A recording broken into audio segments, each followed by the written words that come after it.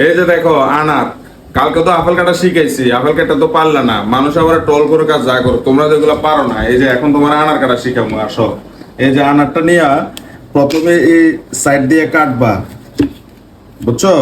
এরপরে আবার এদিক দিয়ে কাটবা। কাটতে এখন কি আনার কাটা হয়ে গেছে?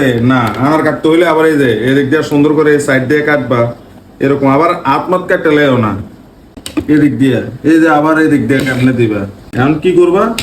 এই যে এদিক দিয়ে দেখছো কত সুন্দর, ওয়াও, এই যে কত সুন্দর দেখছো, এই যে পাটা পাটা আলাদা হয়ে গেছে আনার, এই যে সুন্দর করে একবার পাটা পাটা আলাদা হয়ে যাবো।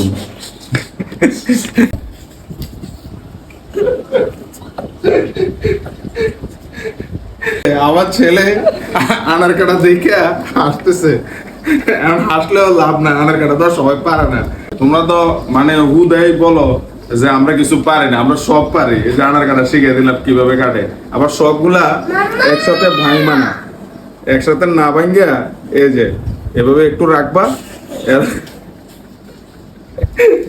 একটু খাবা, খাইয়া পাকেটুকু এই যে পোলারে খাওয়াবা। এই হলো আনার কাটার নির্জা টেকনিক, বুঝছো? মনে করে না যে শুধু আপেলে কাটতে পারে, আনারও পারি। সামনে আবার আনারস কাটা দেখাবো, আনারস কেমনে কাটে এটাও দেখাবো।